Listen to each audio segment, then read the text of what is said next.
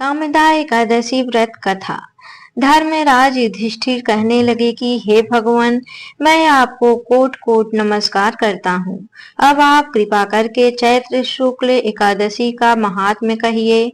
श्री कृष्ण कहने लगे कि हे धर्मराज, यही प्रश्न एक समय राजा दिलीप ने गुरु वशिष्ठ जी से किया था और जो समाधान उन्होंने किया वो सब मैं तुमसे कहता हूँ। प्राचीन काल में भोगीपुर नामक एक नगर था। वहां पर अनेक ऐश्वर्यों से युक्त पुंडरीक नाम का एक राजा राज्य करता था। भोगीपुर नगर में अनेक अप्सरा, किन्नर तथा गंधर्व वास करते थे। उनमें से एक जगह ललिता और ललित नाम के दो स्त्री पुरुष अत्यंत वैभवशाली घर में निवास करते थे। उन दोनों में अत्यंत स्नेह था, यहाँ तक कि अलग अलग हो जाने पर दोनों व्याकुल हो जाते थे। एक समय पुंडरी की सभा में अन्य गंधर्वों सहित ललित भी गान कर रहा था। गाते गाते उसको अपनी प्रिय ललिता का ध्यान आ गया और उसका स्वर भंग होने के कारण गाने का स्वर बिगड़ गया। ललित के मन के भाव जानकर कारकोट नामक नाग ने पदभंग होने का कारण राजा से कह दिया। तब पुंडरीक ने क्रोधपूर्वक कहा कि तू मेरे सामने गाता हुआ अपनी स्त्री का स्मरण कर रहा है, अतः तू कच्चा मांस और मनुष्यों को खाने वाला राक्षस बनकर अपने किए कर्म का फल भोग। पुंडरीक के शाप से ललित उसी क्षण महाकाय विशाल राक्षस हो गया। उसका मुख अत्यंत भयंकर, नेत्र सूर्य चंद्रमा की तरह प्रदीप्त तथा मुख से अग्नि निकलने लगी। उसकी नाक पर्वत की कंदरा के समान विशाल हो गई और गर्दन पर्वत के समान लगने लगी। सिर के बाल पर्वतों पर खड़े वृक्षों के समान लगने लगे तथा भुजाएं अत्यंत लंबी हो गई। कुल मिलाकर उसका शरीर 8 योजन के विस्तार में हो गया। इस प्रकार राक्षस होकर वह अनेक प्रकार के दुख भोगने लगा। जब उसकी प्रीतमा ललिता को यह वृतांत मालूम हुआ तो उसे अत्यंत खेद हुआ और वह अपने पति के उद्धार का यत्न सोचने लगी।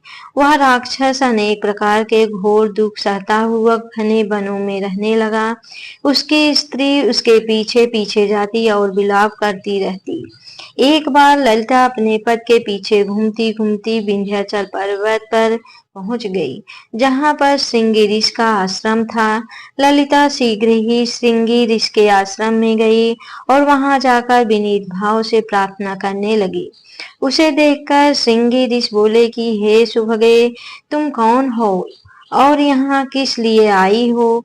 ललिता बोली कि हे मुने, मेरा नाम ललिता है। मेरा पति राजा पुंडरीक के श्राप से विशालकाय राक्षस हो गया है। इसका मुझको महान दुख है। उसके उद्धार का कोई उपाय बताइए। श्रृंगी ऋषि बोले, हे गंधर्व कन्या, अब चैत्र शुक्ल एकादशी आने वाली है, जिसका नाम कामदा एकादशी है। इसका व्रत करने से मनुष्य के सब कार्य सिद्ध होते हैं। यदि तू कामदा एकादशी का व्रत कर उसके पुण्य का फल अपने पति को दे तो वह शीघ्र ही राक्षस योनि से मुक्त हो जाएगा और राजा का श्राप भी अवश्य में शांत हो जाएगा। उनके ऐसे वचन सुन ललिता ने चैत्र शुक्ल एकादशी आने पर उसका व्रत किया और द्वादशी को ब्राह्मणों के सामने अपने व्रत का फल अपने पति को देती हुई भगवान से इस प्रकार प्रार्थना करने लगी। हे प्रभु, मैंने जो यह व्रत किया है इसका फल मेरे पतिदेव को प्राप्त हो, जिससे वह राक्षस योनि से मुक्त हो जाए। एकादशी का फल देते ही उसका पति राक्षस योनि से मुक्त होकर अपने पुराने स्वरूप को प्राप्त हुआ। फिर अनेक सुंदर वस्त्राभूषणों से युक्त होकर ललिता के साथ विहार करने लगा। उसके पश्चात वे दोनों विमान में बैठकर स्वर्गलोक को चले गए। वशिष्ठ मुनि कहने लगे कि हे राजन, इस व्रत को विधिपूर्वक करने से समस्त पाप नष्ट हो जाते हैं तथा राक्षस आदि की योनि भी छूट जाती है। संसार में इसके बराबर कोई और दूसरा व्रत नहीं है। इसकी कथा पढ़ने या सुनने से वाजपेयी यज्ञ का फल प्राप्त होता है। मदन द्वादशी व्रत कथा। मत्स्य पुराण के अनुसार ऋषियों ने पूछा, सूत जी दैत्यों की जननी दिति के पुत्र 49 मारुत देवताओं के प्रिय कैसे बन गए तथा अपने सौतेले भाई देवताओं के साथ उनकी प्रगाढ़ मैत्री कैसे हो गई। सूत जी कहते हैं, मुनियों, प्राचीन काल की बात है।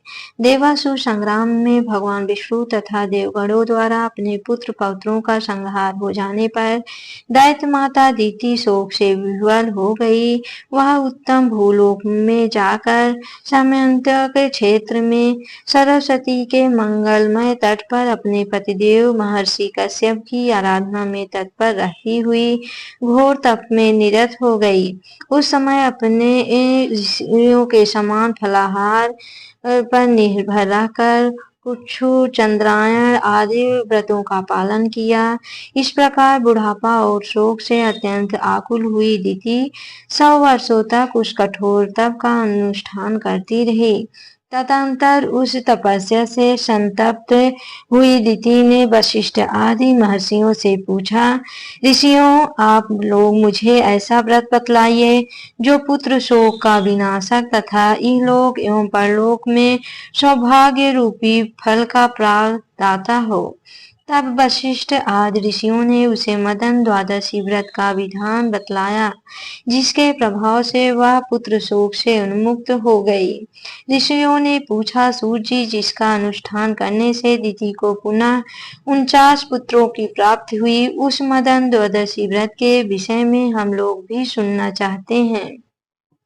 सूत जी कहते हैं, ऋषियों, पूर्व काल में वशिष्ठ आदि महर्षियों ने दिति के प्रति जिस उत्तम मदन द्वादशी व्रत का वर्णन किया था, उसी को आप लोग मुझसे विस्तार पूर्वक सुनिए। व्रतधारी को चाहिए कि वह चैत्र मास में शुक्ल पक्ष की द्वादशी तिथि को श्वेत चावलों से परिपूर्ण एवं छिद्र रहित एक घट स्थापित करे। उस पर श्वेत चंदन का अनुलेप लगा हो तथा वह श्वेत वस्त्र के 2 टुकड़ों से आच्छादित हो। उसके निकट विभिन्न प्रकार के ऋतफल और गन्ने के टुकड़े रखे जाएं।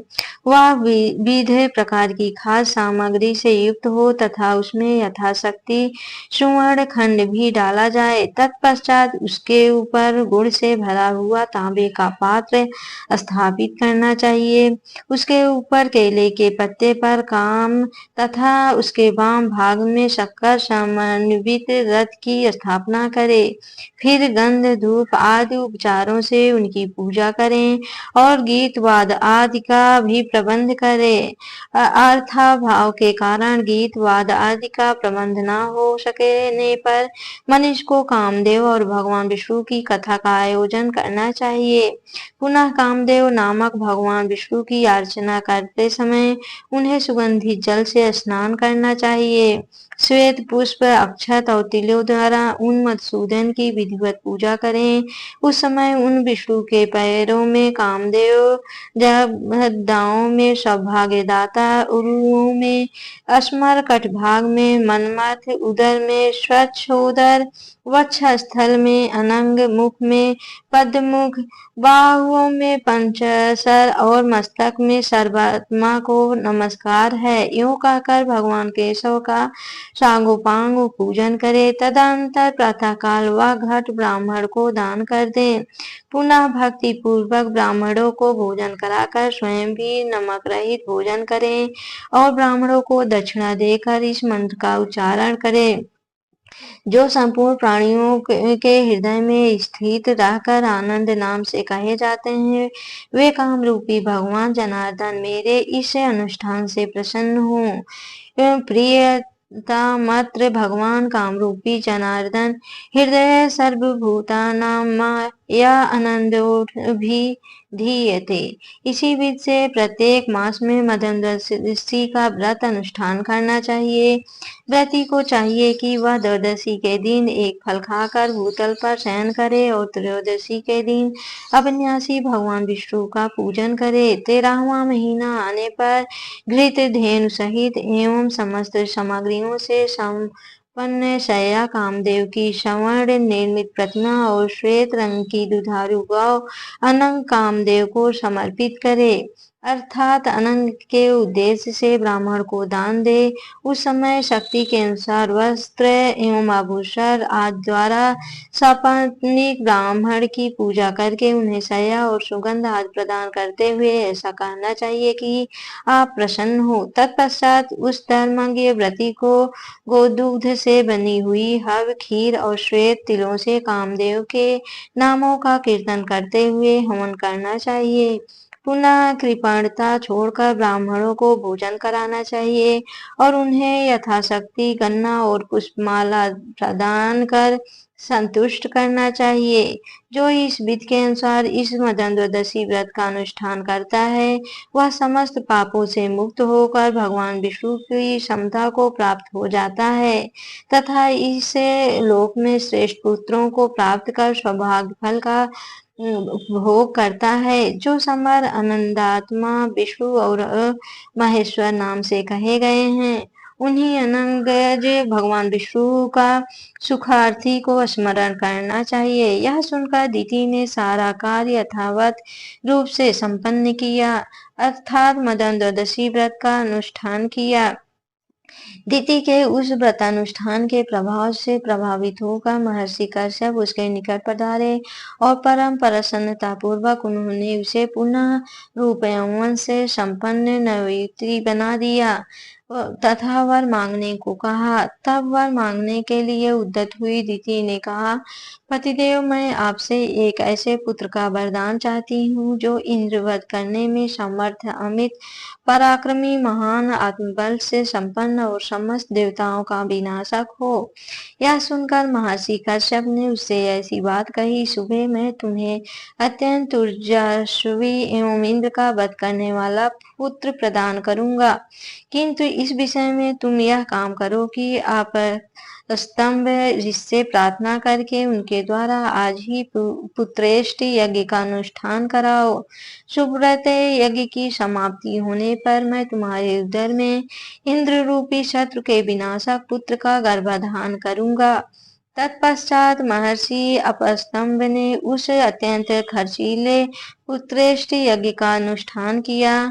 उस समय उन्होंने इंद्र शत्रु भरस्व इंद्र का शत्रु उत्पन्न हो इस मंत्र से विस्तार पूर्वक अग्नि में आहुति दी। इस यज्ञ से देवताओं को रुष्ट होना चाहता था, परंतु वे यह जानकर प्रसन्न हुए कि दैत्य और दानवों को इस यज्ञ फल से विमुख होना पड़ेगा।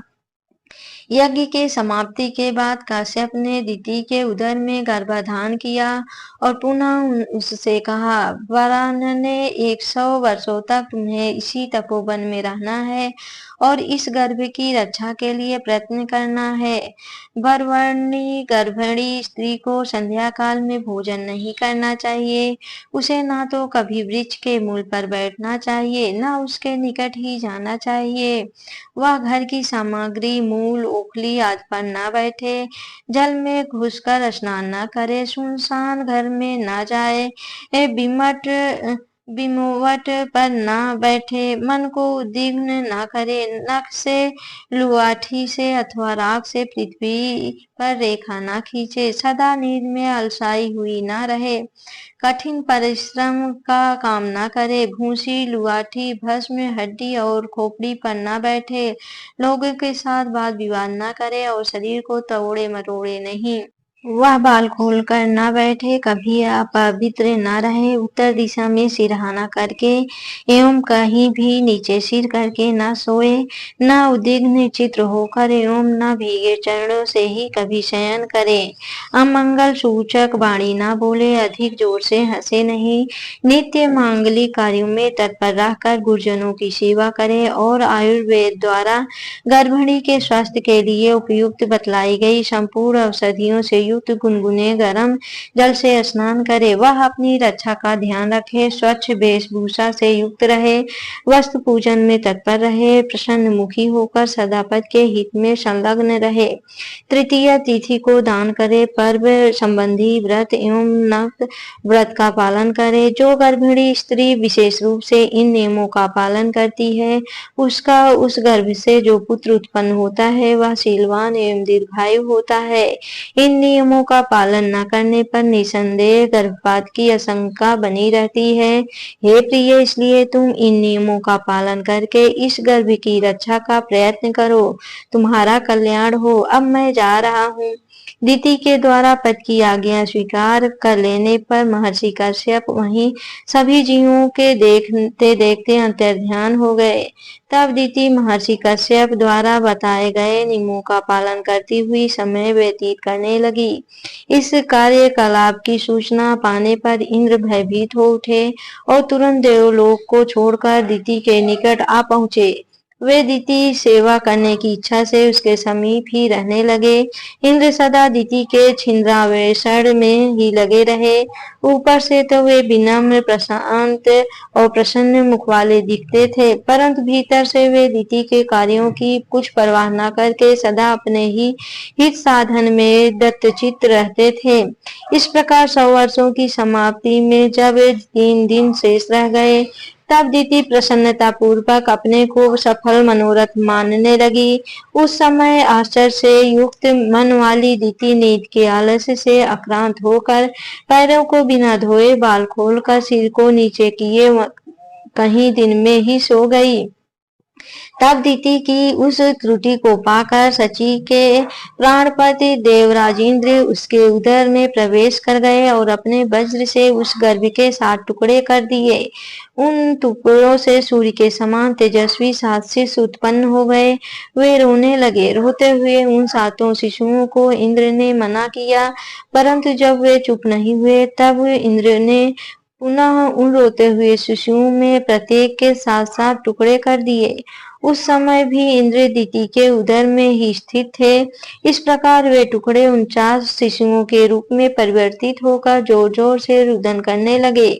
इंद्र उन्हें बारंबार मना करते हुए कह रहे थे कि मत रो, परंतु वे जब चुप नहीं हुए तब इंद्र ने मन में विचार किया कि इसका क्या रहस्य है, किस धर्म के महात्म्य से ये सभी मेरे वज्र द्वारा काटे जाने पर भी पुनः जीवित हैं। तत्पश्चात ध्यान योग के द्वारा इंद्र को ज्ञात हो गया कि यह मदन द्वादशी व्रत का फल है। अवश्य ही श्री कृष्ण के पूजन के प्रभाव से इस समय यह घटना घटी है। जो वज्र द्वारा मारे जाने पर भी ये शिशु विनाश को नहीं प्राप्त हुए, इसी कारण उदर में स्थित रहते हुए एक से अनेक 49 हो गए। इसलिए अवश्य ही ये अवध्य हैं और मेरी इच्छा है कि ये देवता हो जाएं। चूंकि गर्भ में स्थित रहकर रोते हुए इनको मैंने माँ रुदन मत रो ऐसा कहा है, इसलिए ये मारुत नाम से प्रसिद्ध होंगे और इन्हें भी यज्ञों में भाग मिलेगा। ऐसा कहकर इंद्र दिति के उदर से बाहर निकल आए और दिति को प्रसन्न करके उससे क्षमा याचना करने लगे। देवी, अर्थशास्त्र का आश्रय लेकर मैंने दुष्कर्म कर डाला है, मुझे क्षमा करो। इस प्रकार देवराज ने मरुगण को देवताओं के समान बनाया और पुत्रों समेत दिति को विमान में बैठाकर वे अपने 7 स्वर्गलोक को ले गए। विप्रवरों, इसी कारण मरुगण यज्ञों में भाग पाने के अधिकारी हुए। उन्होंने असुरों के साथ एकता नहीं की, इसलिए वे देवताओं के प्रेम पात्र हो गए।